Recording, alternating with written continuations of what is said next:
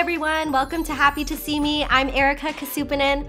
This week, I'm talking to Neda from BB Can 2 and BB Can 5. She is a Big Brother Canada legend. But before that, something I was happy to see. I have just come back from a trip to New York. I went to see Suga from BTS play 2 nights in New York City. But unexpectedly, when I was on the sidewalk with my sister, we ran into the Haim sisters. I have been a fan of Haim since 2013, and I don't know what came over me. I saw them, and I just, without hesitation, walked up and was just like, I'm sorry, I'm such a big fan of yours, and I just needed to say hi. And they were so nice. They were so friendly. They all gave us hugs. They said that it made their day meeting us. And I remember leaving that interaction, and my sister and I were so giddy. It just changed our mood for the rest of the day. We felt so happy and so grateful. We ran into them. And it was so nice that somebody that I admired so much was so friendly and open and just welcoming and appreciative. So it really, I don't know, it made me stop and think a lot about how an interaction like that can make somebody's day. And you know, sometimes people run into me on the streets and they recognize me from reality TV. And now I think about how the Haim sisters had such an impact on me and my mood. And I'm hopeful that I can do that for other people too. So now I'm thinking, okay, if I run into someone and they're brave enough to say hi to me, I want to make sure that I make their day as well. So I was so happy to see the Haim sisters, and thank you. Thank you for your music for the last 10 years. And thank you so much for being so kind to me. Anyhow, speaking of talking to somebody who I admired for years, I'm so excited to be speaking to Neda from Big Brother Canada. I first watched Neda when she was on TV in 2014, and immediately I was drawn to her. She was my favorite player, and it was so great to talk to her about her 2-time reality TV experience. Neda opens up about what it was like getting hate after Big Brother Canada 2, coming back for Big Brother Canada 5, and seeing a version of her play that she looks back on and thinks, who was that? And then talking about what it was like getting hate the second time around. She also talks about what it was like dating one of her castmates after the show and her relationship with reality TV now. And we also go on, you know, this own little personal exploration when we're talking about, as immigrants, the relationship we have with money and career and feeling worthy. So whether you're a reality fan or you just want to hear somebody have a heart-to-heart, I think you will enjoy this episode. So without further ado, here is my conversation with Neda. I hope you enjoy it. I am so flattered. Before we started recording, Neda told me that she hasn't done an interview since, 2017? So I am blessed to have you. I mean, unless I have really bad memory. Maybe there was one. No, I don't think there was. I think I just did Taryn after BB Can 5, and then that was it. Oh my gosh. So I'm happy you're coming out of your retirement for me today. I'm so pleased. Oh my God. I'm scared. Erika, I'm scared. I have like my wine. I'm like, I told Erika right before this, I was like thinking of like canceling on her like 30 times. So I'm like, I can't. I love Erika. I can't just cancel on her. But I'm like, I'm so nervous. Okay, do not be nervous. And also, I feel so flattered that you said that about me because I was such a big fan of yours even way back in 2014 when you were first on BB Can. So when now I entered the reality TV world myself, and when I met you, I was like, oh my God, it's Neda. She's so cool. We hang out. We can have normal conversations, and I think we're friends now. So thank you. Oh my God, I'm so glad you weren't disappointed. Oh, I've been disappointed. No, I don't. Have I? Maybe I'm disappointing. Yeah, was there anyone that you met where you're like, oh my God, I love them so much, and then in person you're like, oh, that's sad? So truthfully, I haven't met a lot of people because when my season was airing, it was COVID, and it was hard for me to go to the US, and at that time I was the only Survivor person. So I've met a couple Survivor people now. I've met some BB Can people. I don't think I've met anyone who was like a disappointment. I think that the people that I thought I would like, I ended up liking them way more than I anticipated. And then the people I thought I'd be meh about, they delivered on being meh. So okay. I feel like you're like too nice to say it, even if you didn't like someone. Yeah, I think that when I opt to not comment, it demonstrates how I feel about somebody. Neda, thank you so much for joining. I know that it's been so long since you talked about BB Can, but I would love to talk about that and reality TV and about where you're at now, because I think it's so interesting what happens when people start to reflect back on being on the show. And you had the opportunity to actually do it twice. And is it fair to say your experience the first time and the second time were really different? Oh yeah, 100%.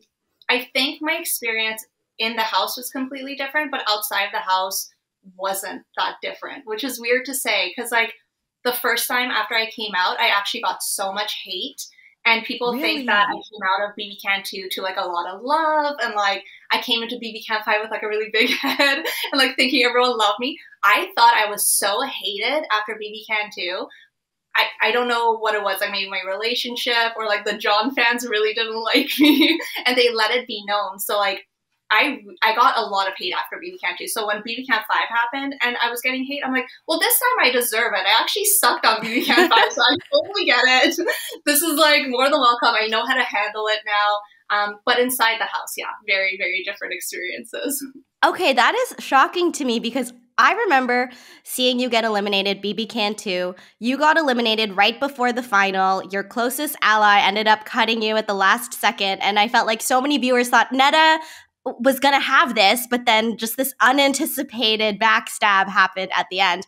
And then you were actually voted a fan favorite for BB Can 5. Like legitimately, Canada voted for you. You had immunity for a few weeks, so you were safe. So knowing that, it's so shocking to me that people were such haters to you for the second one. Like, where do you think that hate came from? Honestly, I came out and John really was loved by Canada.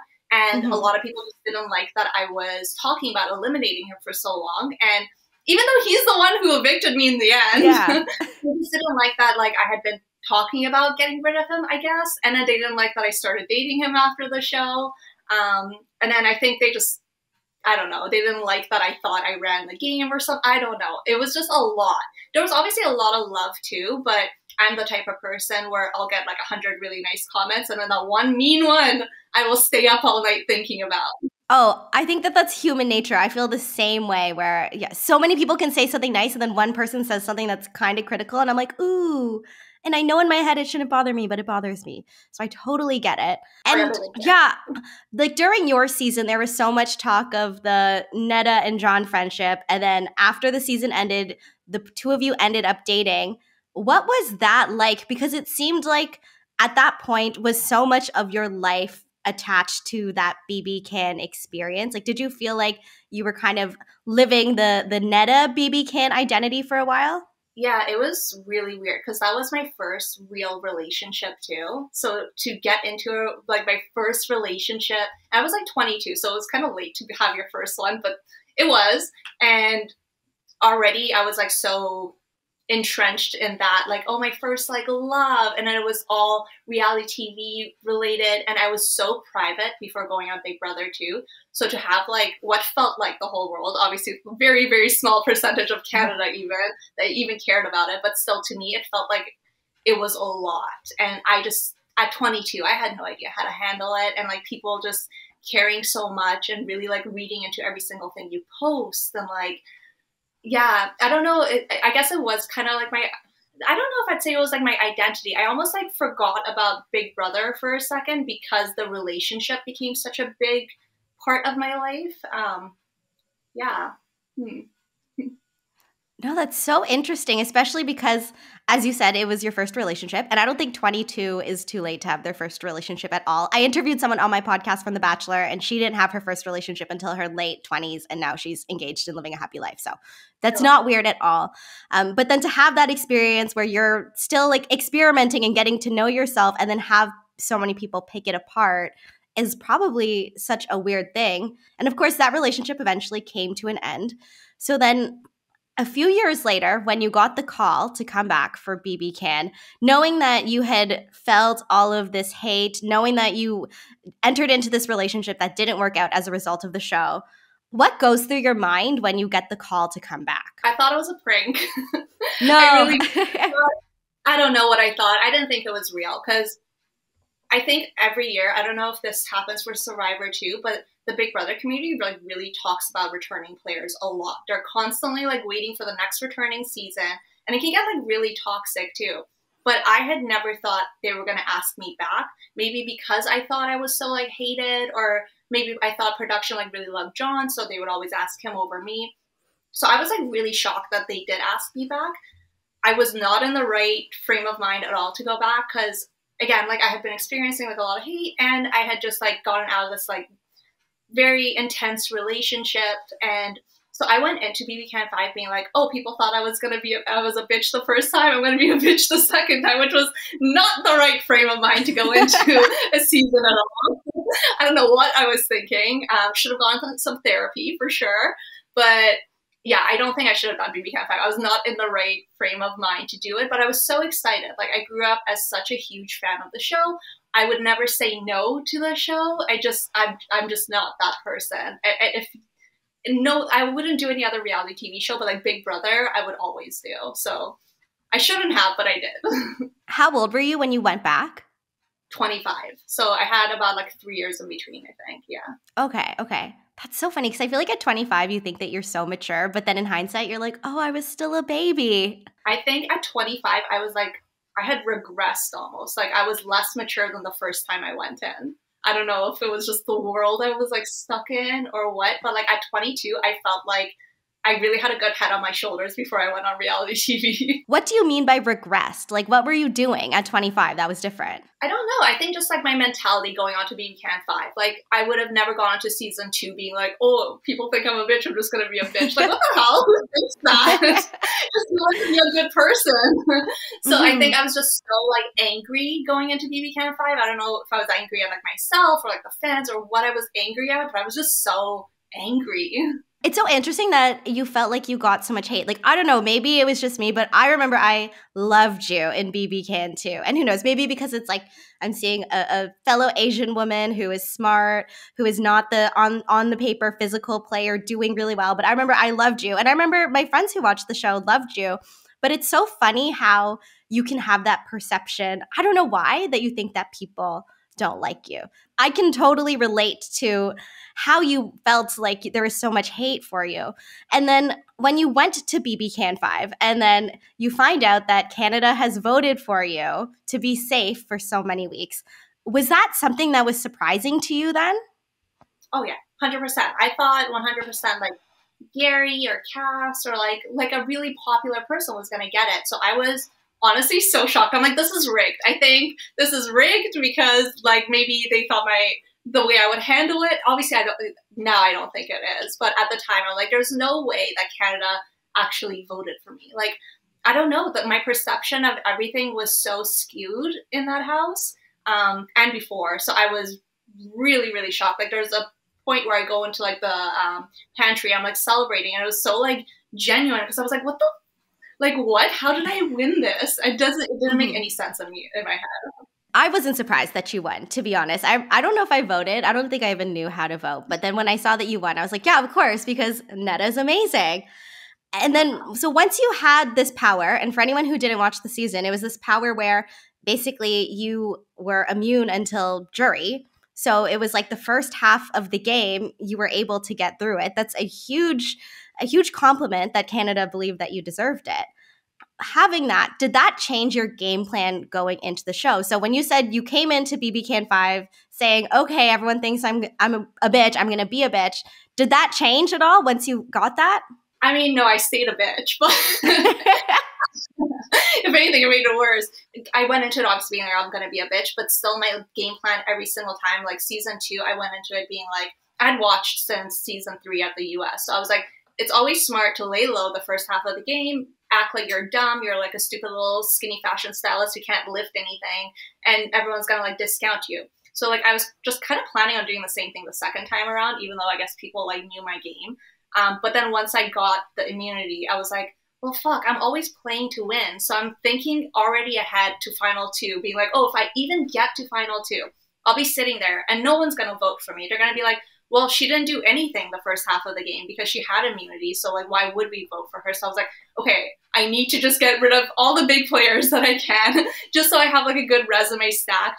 But like so stupid. Just get to final 2 first and then figure it out. Like don't like go so hardcore that like when your immunity's up, everyone's just gonna want to evict you. But I don't know. I obviously did not choose the right path. I went a little too hard, just a little, but it completely changed my game. I don't think I would have gone as hard as I did and like wanted to win all these competitions and stuff the first half of the game if I hadn't won immunity. But then on the other hand, it was such a compliment to get it. So like, I didn't know what to think.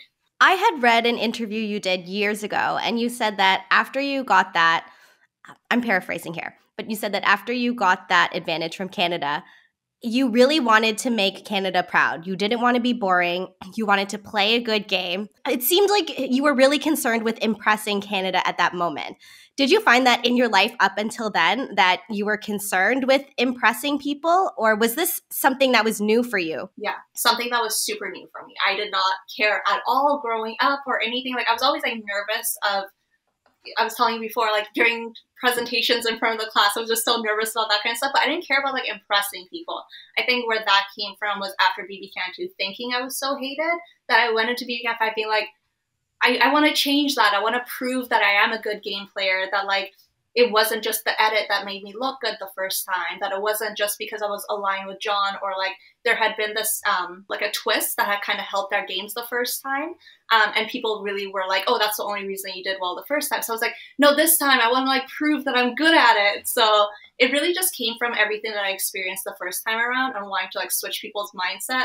It's just so funny how like completely different it went, where I'm like really trying hard to like impress people and it was not working. So do you look back at the version of you that was on BB Can 5 and are you just like, Neda, what was wrong with you? Like, why were you acting like this? I literally like, who is that? As soon as I came off the show, I remember I was watching it with John and we got up until like Insult Corner and I was literally like, oh my God, like I hate myself. I understand every single negative comment. Like I would, if this was somebody on the show, I would be sending these same comments to them. Cause like what was I doing? I just don't understand. I even like now trying to put myself back in that like mind frame of like why I was doing these things. I kind of like remember why, but like, I'm like, what were you thinking? Like, it's so confusing to me because I feel so disconnected from that person. So I don't know what happened. Well, I mean, it's crazy in that situation, right? And I think that going in the first time is crazy, but then after you have all of the added layers of what people think of you, and that becomes a factor in the game too, of course it makes you a bit crazy. I think that a lot of people don't realize that when you go play the game, it's not as simple as the move you need to make in that second. There are so many other layers you're thinking about, including what the audience thinks about you, and it causes you to sometimes make good decisions and sometimes make bad decisions. So I totally get it. I have a question about Survivor, Erika. I know it airs obviously like later, so like the audience perception doesn't come into play till later. But like when you're actually playing the game, can you get a sense of like who producers like or how you're kind of being perceived? Can you deduce that at all when you're playing? Yes and no. I think that, but I don't know, because I feel like my mind was so, by the end, I was just so psychologically spent. I was just like, I just need to get to the end and plead my case and win. But it's so weird because I think that there were moments where I thought, okay, like this moment clearly communicates something about this other castaway and their character, and it changed the way that the other castaways viewed them after this happened. And I'm not pointing to like a big specific thing that didn't make the show or anything, but there would just be moments like that throughout the season. And then I'd watch the show and then I would see that, oh, that didn't make the show. So then people don't realize that everybody thinks this about this person. So it was kind of weird watching it again, because I think that I had a sense of, you know, who was potentially going to be the main character of the show. But then, I don't know, the storytelling of everybody was just not exactly as I expected it to be, if that makes sense. And also, production is really good at making everybody think that they love you and that they think that they're rooting for you and that you have what it takes to win and that you have it in the bag. And then you watch it and you're like, oh, like, is that what they actually thought or not? So it's so interesting talking to other people who have done reality TV, like other than Big Brother, because I feel like Big Brother, you almost kind of go through the same experience with like production and stuff, but hearing it from like the survivor perspective, because you guys watch it all after, like you don't know how anything's being perceived at all. So it's really interesting. Did you go into it wanting to be like the hero, or did you always like the villains when you watch?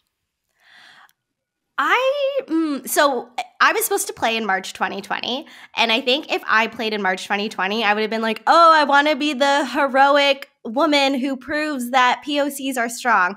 And then COVID happened, and I felt like I learned a lot of lessons, including you have no control over anything, including what anybody says about you.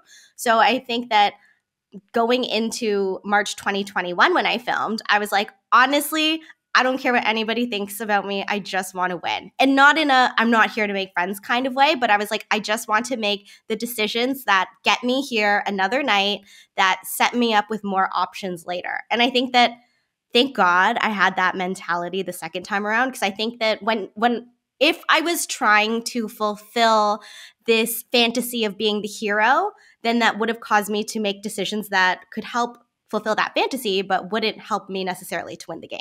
How does it feel to have $1 million? Oh my God. It feels amazing, but then it also feels the same. And there are times where I'm just washing the dishes in my apartment and I'm like, oh my God, I'm a millionaire. I like won that show. Did you have to get like a financial advisor? It's very different. Like, I don't know how you grew up. Poor.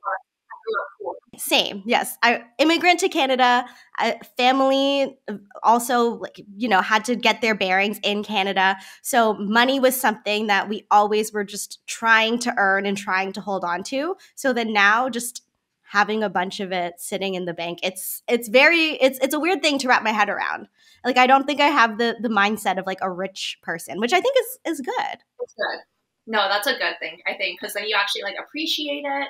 But I feel like sometimes people like win these amounts of money and they're just so used to it, like $1 million or 100,000 or whatever it is. It's like not a big deal to them because they grew up with like very rich parents who like are making 100,000 a year. It's like it's like whatever. But like I feel like to us, where we grew up with the scarcity mindset of like even like 60,000 a year, wow, that's amazing. Yeah. To all of a sudden have that amount of money, it's just, I feel like it must be so interesting to like even like learn how to deal with having that much. Like I just wouldn't even know what to do with it. Yeah. So it's interesting how you talk about that. Like getting your first salaried job is just such a big deal. Because at least my parents, they were working shift work for so long. Then they eventually got salary jobs and now they're retired.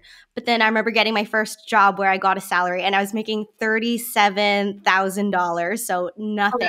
But I was like, wow, I'm rich. This is so much money. But then even still, there was still that perception of, okay, but I have to hold on to everything. I have to save things. I can't be, I can't be impulsive with my money.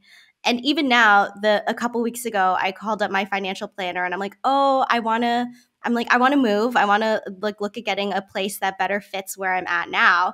But I'm like, I don't know. Like, can I do it? And she, no guilt, very straightforward, was like, yeah, you can afford it. I'm like, really? And I thought that, I don't know if you've ever felt like this too, but feeling like there needs to be some hurdle you need to jump through in order for you to spend money on yourself and to justify investing in yourself and your life. And to talk to her, she's like, yeah, that's fine. You can do it. She's like, we'll just change this, and then, yeah, that's fine. I'm like, whoa. Like, so do you still feel that as well, even after, like, you have been working in fashion? So it's you've had a lot of freelance type jobs. I know that you're an entrepreneur now. How do you get over that perhaps lack of the quote unquote stability that you would have if you had just like a straight up 9-to-5 job? Yeah, I remember getting like my first 9-to-5. Like you said, the first time it was like 30-something thousand. I was like, wow, this is amazing. Like I actually know exactly where my income is coming from. Like my parents didn't have that. When we came to Canada, it was like very hard for them to like just even get any job. So for us, I think our brains were so set in this way because how old were you? You must have been really young too when you came, right? Like I was a baby. Yeah. I was like 7 years old. So like just, I think I grew up in this mindset of like money is really hard to earn. So you hold on to it.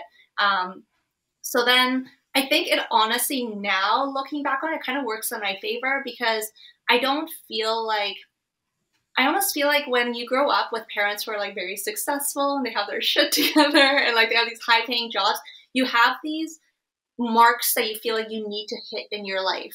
Like you need to get a really successful job that has really amazing insurance, and you need to go and get married at this point, and it needs to be a man who's making this much money. And I feel like I've gotten to this point because of the way I grew up where I don't feel like I need to achieve anything. I'm like very happy with like achieving enough to like survive and live my life to like the fullest that I can, but I don't feel like I need to hit any sort of mark in my life, if that makes sense. Did you always feel like that, or do you feel like you reached a turning point where you're like, you know what, it's just about me and making sure I have what I need right now? I think like growing up, I was like, oh, obviously it would be nice to like have a very high paying job, blah, blah, blah. But then I think as I was like graduating high school and stuff, then I was just kind of like, anything is nice. Like anything where you're just like, you can survive and you're not like worried about money. It's amazing. Like I don't need to be living in a luxurious house or whatever, but like being in a country where I can just go and do whatever I want, or like just even being able to like go out for dinner and not worry about what you're paying for. The way I grew up. So like now I'm like, that's a luxury for me. So I appreciate everything so much now because of the way I grew up. And I don't feel like I need to like have a mansion. I mean, it would be nice. I wouldn't say no, but like. Yeah, I love those memes where people say, oh, you could tell who grew up in a family where people would go out and order Shirley Temples, or where you go out and people are like, it's water for the table. And it's nice because now being able to go out and like order a bottle of wine or order some cocktails, it's just those little things that are a luxury. And I think that, at least for me, so much growing up, there was always the feeling that, okay, it could all disappear at any second. The bottom could kind of fall out. And I think that that might be why someone like me and perhaps someone like you could have such high expectations of themselves, but then also respond so much to the criticism. And now I think I'm just externally processing some feelings where I'm like, oh, we both had the experience of going on reality TV and doing well and then thinking everyone hated us. I'm like, I wonder if there's a connection to always feeling like things could just disappear, and that's why we felt that way. I feel like you get so much free therapy from doing these interviews. Like you get to like process your time so much because like it must be really helpful to like talk through everybody's experience and like relate to it and stuff. So it must be nice. Teach me some more. Oh my God. No, honestly, it is really nice. And it's nice because I think that, you know, when you go on these shows and you have the amazing support of your family and friends who I'm very grateful that I had these people who didn't care that I disappeared and didn't say anything to them and were so supportive when the show was airing and so supportive after. At the same time, these people will never understand what it was actually like to go out there and put yourself in front of the camera and be vulnerable and have your best moments and your worst moments broadcast for millions of people. But then the folks on reality TV, whether or not we were on the same season or on the same show, we get it. So it is therapeutic. So I'm glad that you're here to be part of it. Yeah, no, totally. That's why it's like when you meet someone that's been on reality TV, there's just such an instant connection where it's like you don't need to have known them, but you can have like the best time ever with them. You have so many things to talk about. And it's like, it's really weird. I mean, obviously, like I have my amazing friends that I grew up with and stuff, but like I've never, other than that, been able to connect with people so quickly other than reality TV people. Because there's just this like very intense thing that we all went through. Like, even though our experiences are like different, you lived with a bunch of bugs on an island.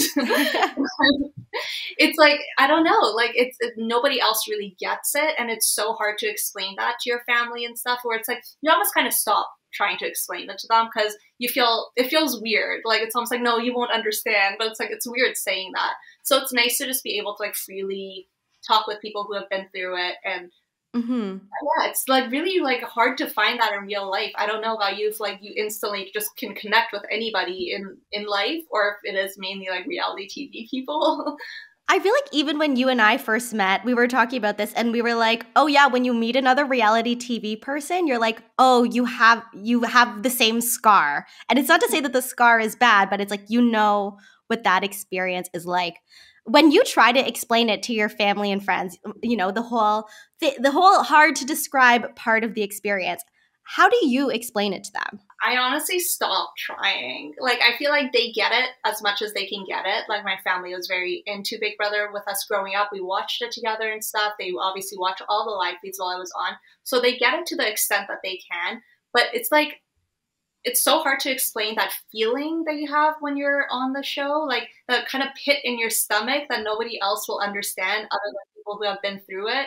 So I just kind of don't even bother to get to that point, because it can almost sound like I don't want to come across like sounding stuck up or anything, like, oh, like you'll never get it, because I mean, they get it too as much as they can. Like, no one will really get it until they've been in the house.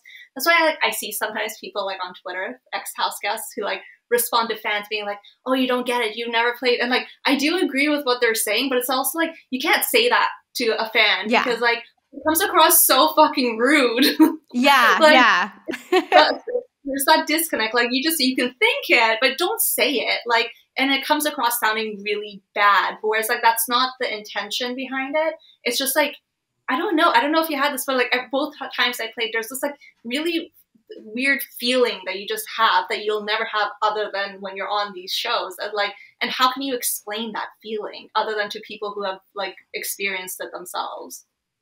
Yes, I hear you, because there's so many factors, right? And it's not just because you had the cameras on you. It's not just because of the way you were edited and you have no control. It's not just because of what the internet said, or it's not just because of how the game was so hard psychologically and mentally and all of that. It's not just one of those factors. It's almost like the combination of all of those, and plus, you know, dealing with production, dealing with the network, all these things you don't really think about as a fan, becoming part of the alumni community, talking to your other fellow castmates who you might get along with or you might not get along with and may never get along with. It's like the combination of all of it. And I don't know, like, is the pit in your stomach, I feel like that's a great way to describe it. It's almost like, it's like your nothing is secure, or nothing is stable or something. It's just like you have this feeling of like instability, or almost like it's not, I don't want to say it's like unsafe, because we're not unsafe or anything. It's not like we're physically unsafe, but it's like this feeling where you're not really secure, if that makes sense. Yeah, it's definitely like a mixture of that with like this like weird excitement. I don't know. Yes. Like, I watched your interview with Mitch, and he kind of explained it like really well, where he was like, it almost feels like a drug. It's like, yeah, it really does. It feels like the first time you take like MDMA or something. Like, that's the feeling where you're like, oh shit, is this okay? But then you're like, oh, this is the best time ever. You're also like, wait, I don't think I want this. It's like you hate it because you can't control it, but then you love it because you've never experienced anything like this before. Exactly. So it seems like when you came off of BB Can 2, you said that you felt like you were angry going into BB Can 5. When you came out of BB Can 5, how were you feeling about that experience? Was it anger, or was it something else? No, I wasn't angry after BB Can 5, because like, I didn't get the hate after BB Can 2, because I was like, I didn't do anything, you know? Like, after BB Can 5, I was like, yeah, it's very well deserved. If I was a fan, I would hate me too, so I totally get it. I was just so disappointed in myself. Like, the anger was so inwards, where I was like, fuck, what the hell? Like, why did you do that? And like, that was really hard to get over for a very long time. Thank God I did get over it. But I think that was the hardest thing to deal with. Whereas like, the first time I was like outwardly angry at the world. The second time was just like very inwards at myself, just super, super disappointed. Is it easier to forgive yourself than to forgive just like, you know, the world for not liking you for a reason you don't understand? No, I think it's harder to forgive yourself. Yeah. Because like, forgiving other people, it's like, even like when friends do something to me, I can forgive it like very easily. Or like, both times in the house, whoever evicted me, I ended up being like best friends with them afterwards. So I can forgive other people like no problem, but I definitely have a much harder time forgiving myself. It's so interesting because you came into it and you were like super fan, knew the game like the back of your hand. So yeah, you're able to process the game eviction part of it, no problem. But then the emotional part of it is the challenge. And do you feel like you're still able to engage with reality TV and watch it as much as you did before? Because you were such a huge fan when you went into BB Can 2. Yeah, no, I can't watch Big Brother anymore. It's really sad. Because like, I grew up with Big Brother. I started watching it 2 years after I moved to Canada. So it was kind of like the show that helped me maybe not the right show to start watching as a kid, like trying to understand the culture, but it really did help me understand like the culture and like how people speak and like how they act and stuff. Because yeah, I came in 98 to Canada, and then I started watching in 2000, which was Danielle Reyes' season, I think, season 3. So I like really grew up on Big Brother, and I was such a big fan. So it is like a little sad now. I tried watching, like I watched season 6 of BB Can, and just Paris was on it. I'm like, I have, you know, I love her. I need to support her. But it was like so hard to get through. And then afterwards, I kind of like tuned in every once in a while. I hope I can get back into it because I hear like the newest seasons are really fun. Yeah, but I watch like Vanderpump Rules and stuff. I watch like Real Housewives, but they're so different that like it doesn't feel the same. But like Survivor, Big Brother, reality based types of shows, I can't do anymore. Just so sad. I know. At the same time, though, it could be like you had this relationship with Big Brother that, as you said, it helped you to learn the culture. It was something that really, you know, got your mind going that you were so into. And then it gave you the confidence to actually put yourself out there and be on the show. So it might have been that your relationship with Big Brother has run its course and it gave you what you needed at that moment in your life. And now you can be like, great, thank you. I'm gonna move on and go do my own thing. My therapist said that exact same thing, Erika. She's like, I think Big Brother has run its course. I'm like, oh my God. My therapist said something similar. I think that I said this in the Mitch interview too, where she was like, it's like you're mourning because it's amazing that the dream came true and I won. But then when the dream comes true, now the dream is over and you can't look at this thing that you loved so much in the same way. So I was like, okay, maybe I have to just say thank you and have a different relationship with it. Totally. I'm like very, very, even though like the second time was so awful, but I'm still so grateful about my experience on there. I feel like it changed a lot. Like I got to meet so many cool people from it. It really was like you fulfilled a dream that like I had for so long. And that's so cool to experience because I feel like a lot of people have this dream and they don't get to experience it. So I'm very grateful for that. And I think one day I'll be able to like watch it again. Like a lot of my friends still watch it. So like it would be nice at some point, but I think at this point in my life, I'm good. I get it. And it's almost like maybe the context that you used to watch is different. Like I watched Survivor since I was a kid. I often watched it on my own. There would be a couple years where I had friends who watched it with me, but it was very much my own thing that brought me joy. And then I got the experience of being on the show. And then through watching the show, I ended up having watch parties and realizing that I had so many friends and made so many new friends who loved watching it. So now when I watch it, it's not me, you know, staring at the TV intently saying I'm going to be on there one day. It's just me sitting back and watching with friends and laughing. So it's more of a social thing. So it takes the pressure off a little bit. But at the same time, it's always going to almost like sting a little bit watching it because you just remember. Do you get PTSD watching it? Are you sometimes like when someone says something, you're like, oh, they said this because of this, but that's not getting shown?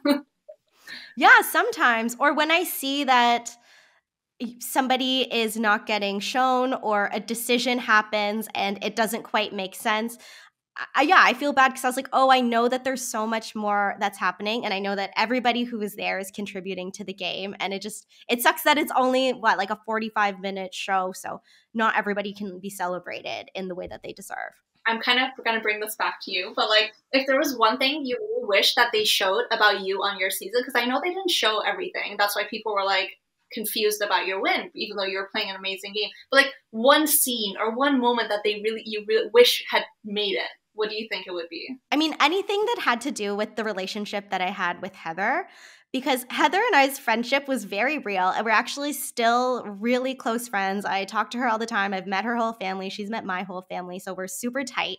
So I think that anything that showed that relationship, and there was one scene in particular where it was pre-merge, and Heather and I showed that we were conscious of our placement in the game, but we never felt bad about it. We were like, okay, we know that all these people have counted us out.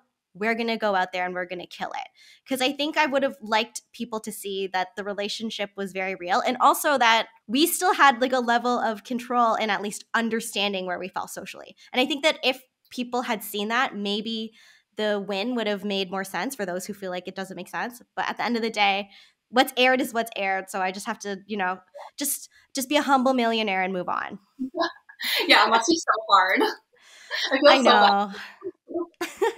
I know, it's like a good consolation prize. I was like, oh, like, should I have done something more flashy to get a bit more screen time? Or could I have just had the edit I had and just now be a winner and move on?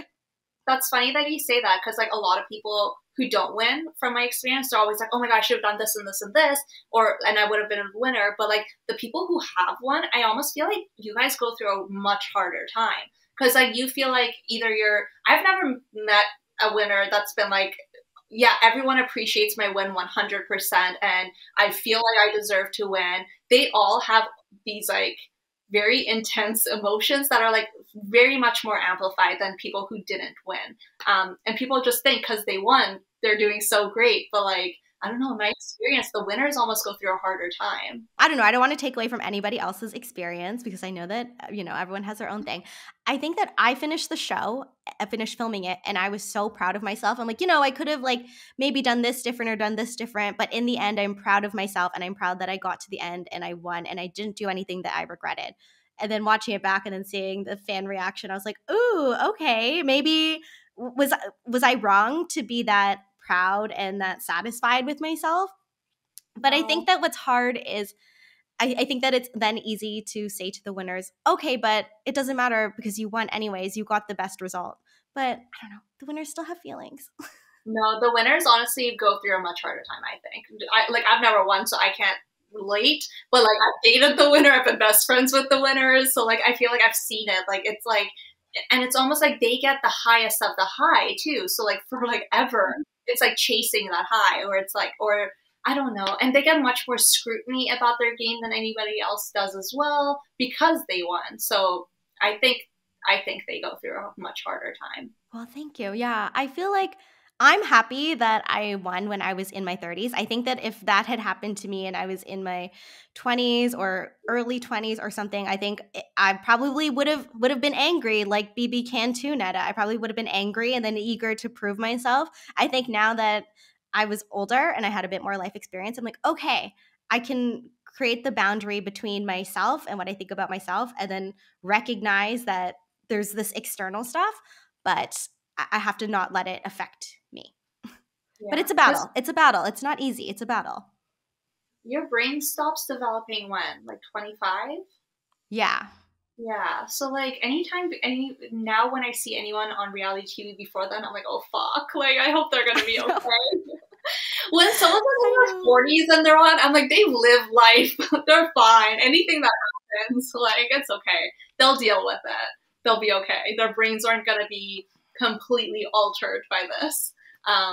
But yeah, and also like you have a much better head on your shoulders too after like 25 or 30, where like you already have like a sense of yourself. You know who you are. It's not determined by like who you are on reality TV. Exactly. That's the thing. You have more life experience, you have a stronger sense of self, and you have proven to yourself that you can bounce back from hard situations, so you can bounce back from it. I do feel for the people who are younger who are on the show because I was like, ooh, this might be the big hard one that this is the one where they have to learn from. So I'm like, okay, I have a lot of patience and a lot of compassion for those folks. Yeah.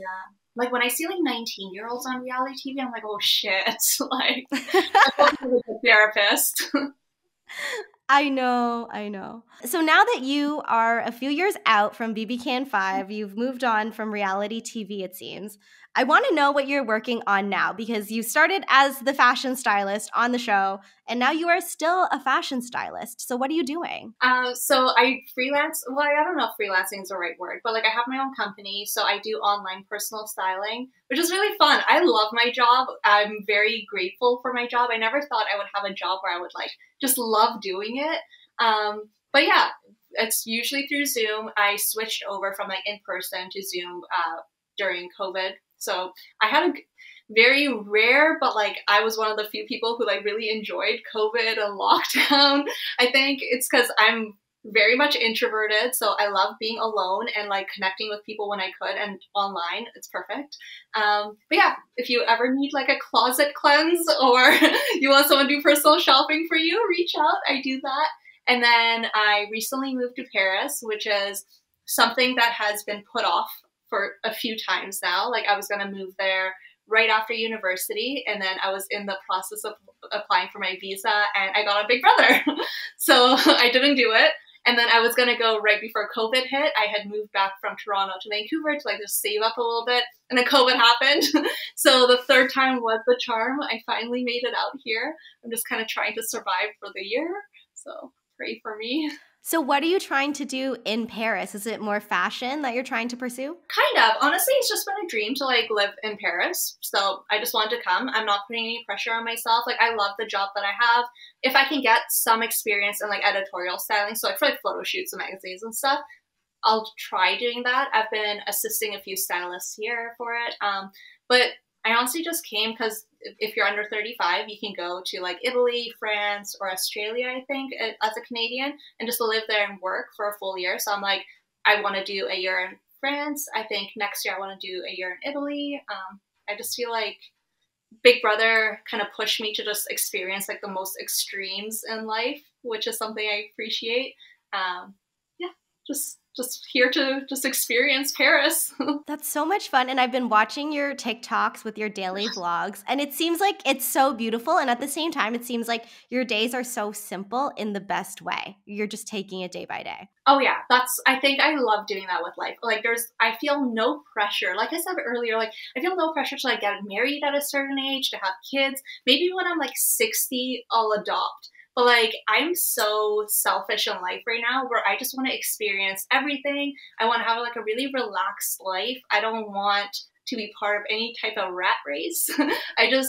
If something's fun, I'll do it. If I'm enjoying my job, I'll continue doing it. If ever it gets to a point where I hate it, I'll stop. I want to have a good life. Oh, that's such a good mindset.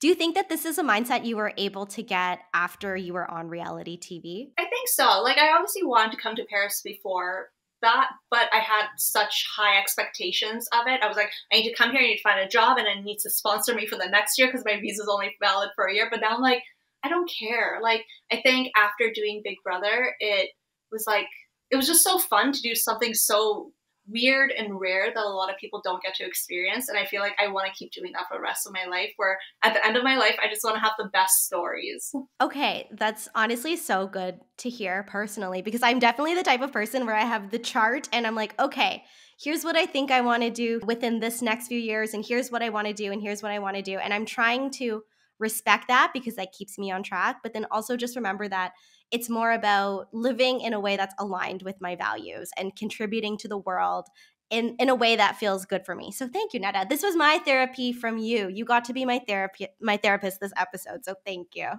I feel like when I do talk to some of my friends, because like a lot of my like non-reality TV friends, they're married, they're having kids, they have these beautiful homes, and like every once in a while, I'm like, wait, should I be doing that? And then I think about it, I'm like, I personally think I would be miserable right now. Like, I don't think I would be a good mom. I really don't.